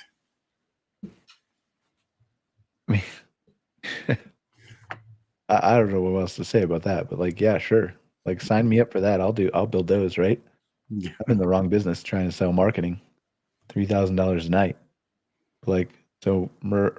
Urban here. There was something about where's the drone delivery? I saw that here too, didn't I? Yeah, it was Mark had mentioned it in there. That's something that we, even in 2019 we tested that. It was mixed.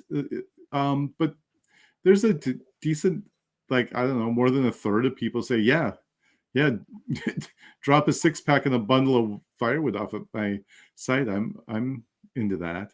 Well, I bet you so when you got the negative feedback from people, what was there comments, or was it just no, I don't want that?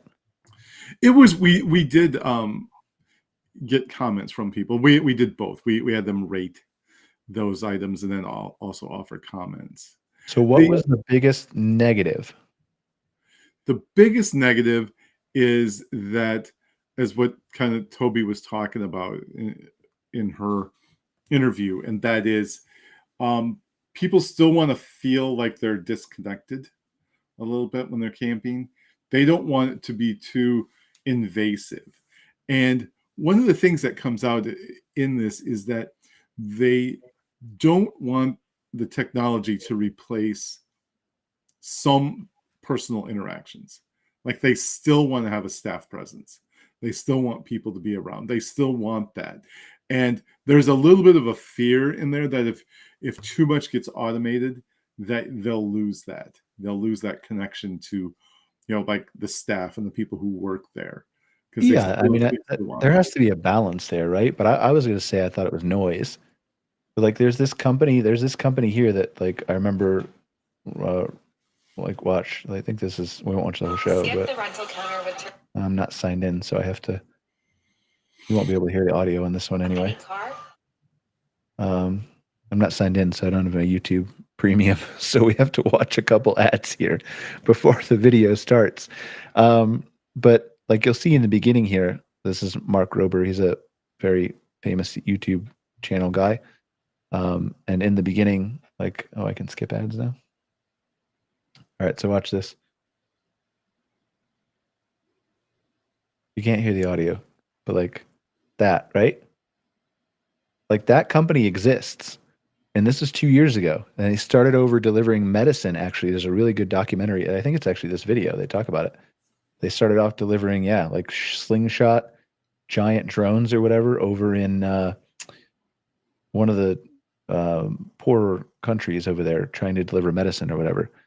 But the whole idea is they stay really up high in the sky. They're not the really loud propeller things, and then just lower everything, and they can lower it like, I don't know, a couple hundred feet or whatever. Mm-hmm. And so you don't hear the noise and everything else. So like, technology has come quite a big way. So I would have thought that would have been drones or noise or something like that. And I think that's probably part of it. But I'm sure it was. But yeah, it's that idea that if you can do it as inconspicuously as possible, then they're okay with it. It's just, anything that makes their lives easier, a little bit more convenient. And all right, so research. What did you find throughout all this? Talk us through it. All right. So what we found was that right before COVID started, we were starting to see, even then, a little bit of a transition, I'll say, of people wanting more comfort and convenience. And part of that was due to, just kind of the changing demographics, the younger folks coming in. Glamping was starting to take hold. And what we really saw was that what was pushing the desire for these innovations, these changes in the campground, the campground of the future, was coming from that upper income bracket.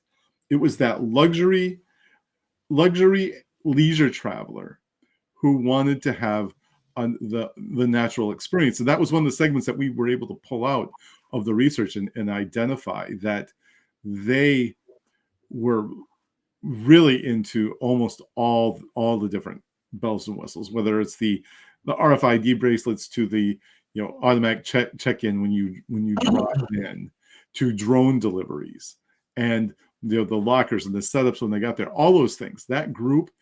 And so that's the group, especially during COVID, that was out the most. And we saw that in our other research, that the upper income brackets were the ones, that leisure traveler, that upper income leisure traveler was out there doing the most camping, we'll say at the time, but glamping especially.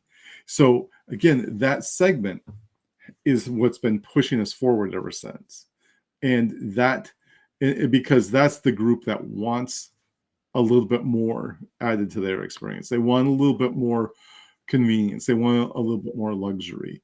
And they've brought their kids with them. And that's why that group is also attached to these things. So in terms of looking at the campground of the future, like, it was right there staring us in the face the whole time. in terms of where we are right now, in terms of glamping being, a driving force in the industry overall, and people's desire for more services and amenities, and their willingness to accept all these different things. By the way, one of the things that tested the worst, Brian, was smart cabins. Having it didn't test well. But again, this is 2019, so it was a little different. But people in their accommodations weren't really into that. What they wanted was alternative types of accommodations that the industry, I feel, is still a little behind on. For example, like cabins and accommodations that bring more nature in. Whether it's like big glass windows, and some people are doing this in the glamping industry. I do see some of that, but also things like elevated tent platforms that kind of maybe you can raise and lower them. We tested that, and it was really popular. People love that idea of having this. And there are campgrounds out there right now that do this, by the way. They have their tent platforms are several feet above the ground. They have like a spiral staircase with a rail on it, for insurance purposes. Mm-hmm. Rails up top too. But things like that, in terms of the accommodations, those are the things that people really attach to in this research. They the accommodation stuff, especially, that just were different, unique, but again had that real strong nature component to it. Even if they are more of the glamper, they still want to have that. What else did you learn from it? Key takeaways? I would say that at the time, what we were looking at is that overall, the people, the highest levels of receptivity, we saw some real stark contrast. I actually created a receptivity score through all this. It was like an index, and the people who spend the most money on like gear and stuff like that are the most receptive to these changes, because they're out there already doing it, seeking and diving into it. But also, what was really interesting is that, again, the people with the lowest levels of participation in the outdoors and are new to outdoors, recreation, outdoor experiences, were incredibly much more receptive, to all these new concepts. So what you had, again, it kind of plays into what I was just talking about. But those takeaways in terms of demographics, that's really what happened. That what we saw.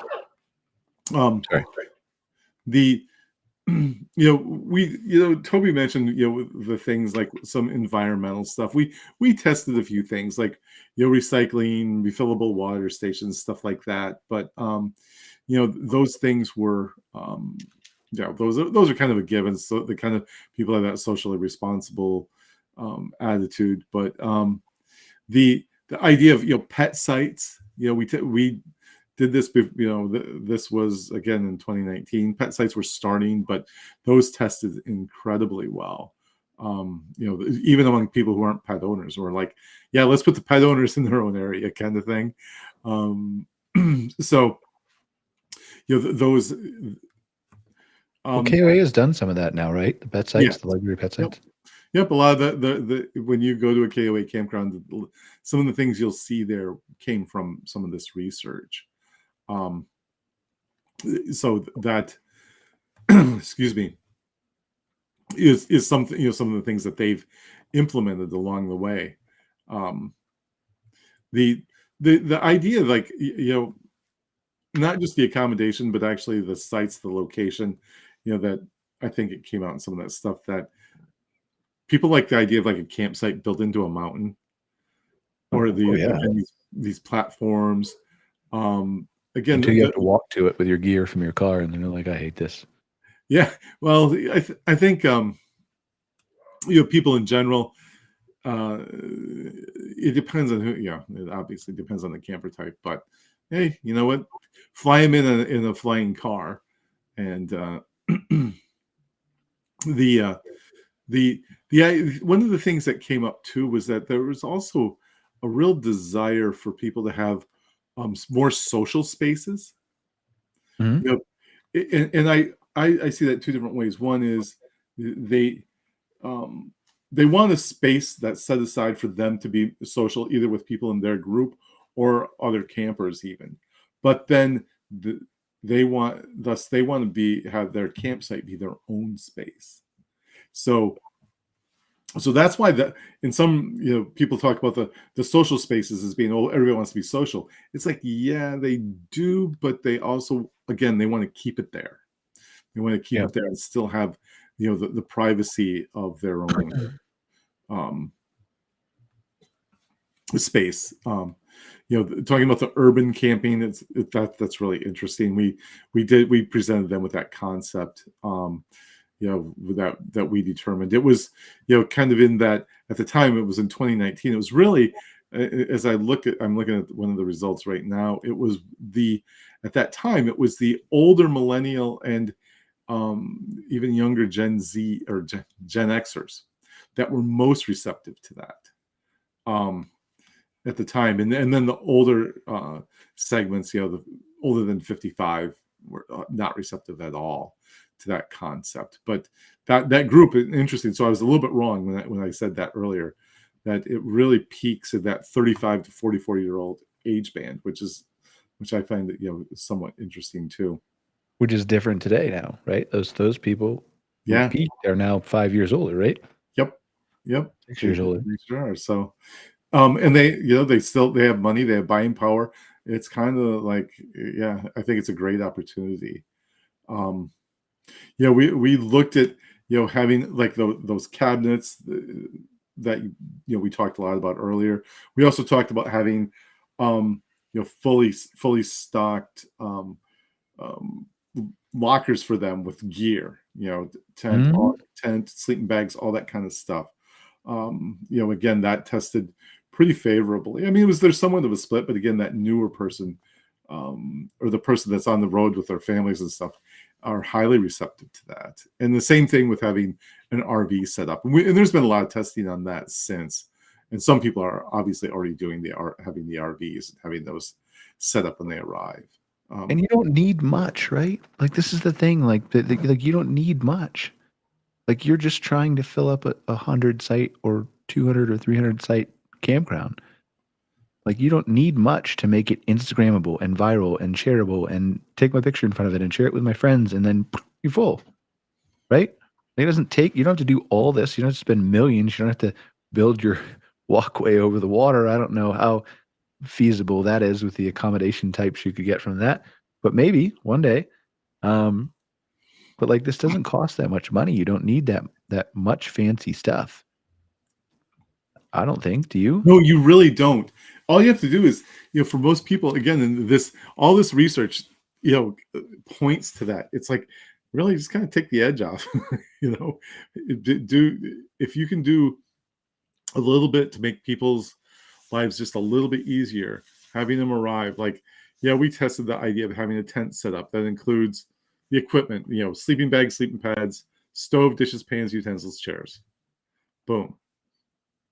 2/3 of the people said, of tenters say, I'd do that. It's kind of like, sure. Arrive, your tent is set up. Talk about being able to maximize your weekend. Consider a family with some young kids, or anyone really. But you go to work on Friday, you drive to a campground, and you can just show up and have a drone deliver your firewood and beer and ice and everything's set or up. A golf cart from an AI chatbot, whatever else, right? Or a QR code. So it's like that. That holds a lot of appeal, and I think all this stuff stands up, even though it's now been over you just throw one of those little. Do you know those little safes? Some portable safes. You just throw one of those in the tent sites before they get there. Like, do a little padlock thing around like a stake or something like that, so it can't be moved, right? There's a little key code to that. You pop it up, and there's a bunch of Snicker bars and stuff and waters and things in there inside the tent sites. Mm-hmm. Like, I don't know. It just requires a little bit of creativity, right? I'm not saying all this works for everybody. I'm not saying that owners and operators have unlimited time to deploy all these things. But there are ways that you can just take piece by piece and really get creative and blow the minds of people who have never experienced this stuff before. Absolutely. And we've talked about this on the show several times, is we live in this era of the more casual outdoor participant, the person who's not like super into it. They're not immersed in it like people were in the past for any number of reasons. But when I'm looking at one of the graphics that I created for this report that looks at what's in the kind of relative importance in determining how receptive someone is to campground innovations. That's just the general term for a lot of these things we tested. Mm-hmm. That the group that rises to the top, that says that these things that are designed to make their stay more convenient, more comfortable, is the group that identifies themselves as, I occasionally spend time outdoors. It is something I do not do frequently. And that was in 2019. How do you get them to do it frequently? And so there you go. And this is, to me, this is the solution. It's like make the things more convenient, make it so that their stay is more comfortable. And that's the group. And now all of a sudden you have loyal guests, and you have people who are going to keep coming back. And your investment is going to pay off tremendously. And again, I think this comes full circle, right? This comes to the fact that, like, I think we've talked about this before. This is my opinion. You can say it is not, whatever. The economy is taking a shit right now, or maybe the economy is headed to the toilet to take a shit right now, and it's going to take a shit. Whatever you want to do, right? That's my opinion. But like, I think that there is a clear case for when your campground just isn't a build it and they will come anymore. When you actually have to go out and be creative, or do creative marketing, or build a good website, or focus on real SEO, or do something to get your people into your park, that's the point where, just like the US is competing with Russia or with China, or Apple's competing with Microsoft, when you have competition for people, that drives more innovation, that will drive experience, that will drive people to create some of these things that are in the KOA campground of the future, or in what we're going to talk about in 2 weeks with some really interesting ideas that are maybe a little bit caught up. But I think that KOA campground of the future thing dated really well. It did. It was interesting to revisit it in the run up to the show, because I'm like, wow, this held up really well, and it was very predictive. It was very predictive of where we are at right now. But this gives you a whole new market, guys. Like, as you navigate what I think is going to be turbulent times, what the economic data says is going to be turbulent times, not that you're not going to be able to thrive in the industry, not that people are going to start going camping, but there's less camper nights. They're going to spend less money. They're going to take less trips. The data's already there. It is what it is. You're going to be fighting with your neighborhood campsites or state campsites or other whoever, right, to bring these guests in.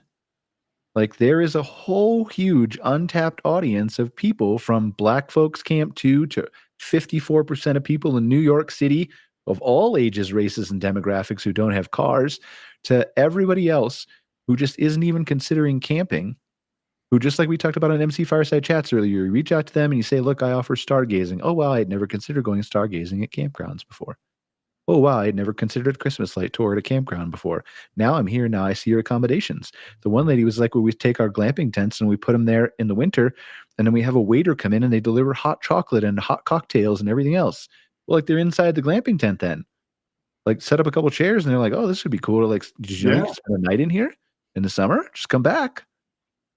Like, you have this whole untapped market of, there's X percentage of people who want to go camping every year, whether they are or not, they want to, but that is still a small percentage of the total population of people who you could reach through different convenience or experiences or innovations or event programming or everything else that just takes a little bit of creativity. And those people are not being talked to by almost anyone.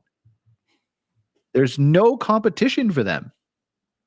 All you have to do is reach out and have an amenity or have a convenience or have a story or have a service or have a product that is able to reach them where they want to be reached at.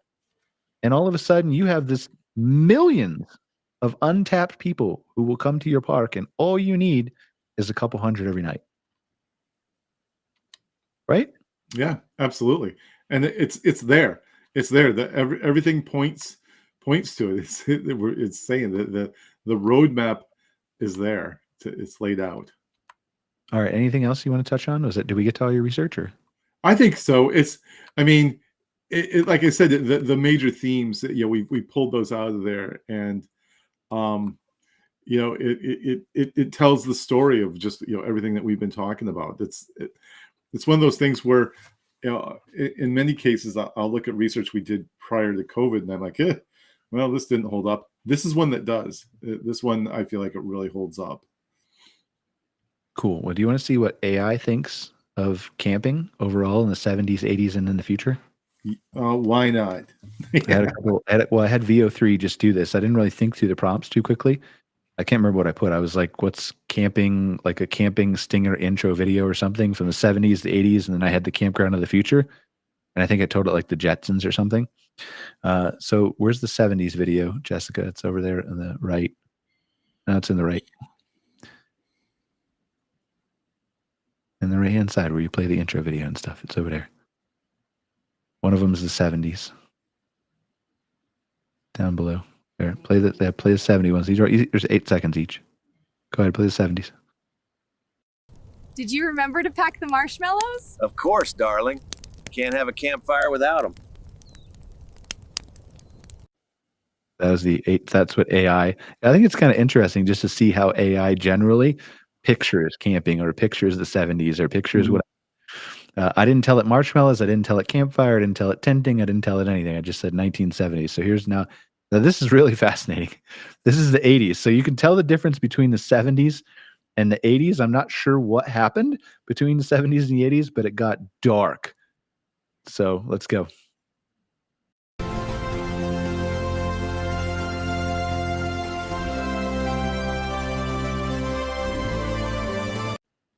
That's literally what it was. That was it. So like the same prompt, I just changed 1970 to 1980. There's no people, there's no campfire, there's no marshmallows.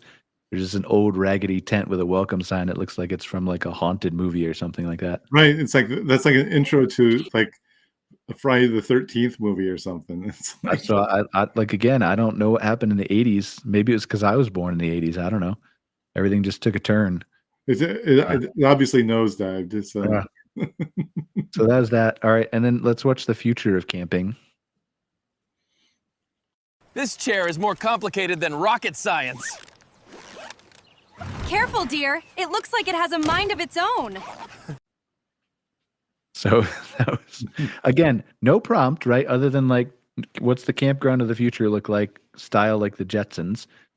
But it'll be interesting to see. I want to prompt a few more of those things in the 2 weeks till we're back together. To see what I can string together and have fun with, but see if the 80s can do anything for us. Yeah, I mean it's only up from the 80s, right? It was down from the 70s, up from the 80s. So yeah, I mean I think that's a pretty good look. Like we're gonna next week, guys, we're gonna be off. I think it's our first week we've missed since February, like all of us, right? Yeah, we're gonna take a week off. I'm gonna enjoy some time at the cabin in the lake. You'll just rest some time in Michigan. Greg's going to be working, but I'm sure he'll have bummer for him fun doing that too. So, and then we will be back with you on when is the date? We'll be back with you on the 23rd. 23rd. Good. Like my calendar won't click here for some reason. 23rd. We'll be back with you, and we will do part 2 of the campground of the future. And this time we're going to talk about what we feel like is going to happen from 2025 all the way to 2075. Ooh. So we've talked about some interesting things here, like AI and robotics on previous shows, right? We're just going to go crazy on you. Like, we're going to dump all kinds of things on you about algorithms and virtual camping, and like, who knows what else is going to come out of our mouth then. So it'll be really interesting to see like what some of the data Scott has and how that matches up to some of the proposed behaviors and changes and amenities that we think will happen. Like, we're going to jump really far ahead, right? Like, whatever we predict in 2 weeks is for sure ain't going to hold up anywhere near like the campground of the future thing held up, right? We're going to go wild. We're going to go crazy. We're going to see what happens, comes out of our mouth. We'll generate some AI videos about it, and we'll have a little bit of fun. But that'll be really interesting to see like what we can predict, because I've noticed that as I post on social media, or my AI posts on social media sometimes, I actually have one that will compare the 1975 to the 2000s to the 2025. Like, that's been going for a couple months now. Mm-hmm. And one of the things it frequently will do is it will say like, well, today you can have all these things like drones, and you can, but the AI's like campgrounds are just like this today, right? Because the possibility is there for campgrounds to do that today in 2025. So although we'll talk about AI and we'll talk about like the robot delivery things and the convenience and things like that, right? Those are things that can already happen today in 2025. Maybe some of them aren't within your budget or convenience or whatever, but we're not going to talk about that stuff in 2 weeks. We're going to leave really far ahead. So what's the wildest, craziest thing that you think will happen in 50 years at a campground, Scott, off the top of your head? Off the top of my head, that all the campground operations, infrastructure, everything will be below ground, and the campsites will be above ground, and it's going to be just like a entire naturescape. And that's like Disney people will be immersed in it, like Disney's underground cities. Yep. Okay, I could believe that. I'm going to go with. I think I still don't believe you're going to own a flying car. I think you'll be able to own a flying car, like if you want to. But I think most of the time you're just going to rent. Like, they're going to be taxis. And I think there's going to be treehouse glamping accommodations you can just dock next to in the flying car, and it'll just drop you off. Maybe it'll take off, right? But like, you won't have to walk, you won't have to do anything. It'll just drop you off right next to your treehouse, and then you can have all your stuff delivered by drone and whatever else in the future. Maybe you have a robot butler in there or whatever else, right? I don't know. That's what I'll go with off the top of my head. It's going to get even crazier than that, though. All right. We will sign off for today. Scott, it was wonderful to see you. Missed our colleague Greg. Hope all is well with him. And we will see you in 2 weeks on another episode of Outwired. Peace, guys. Yeah.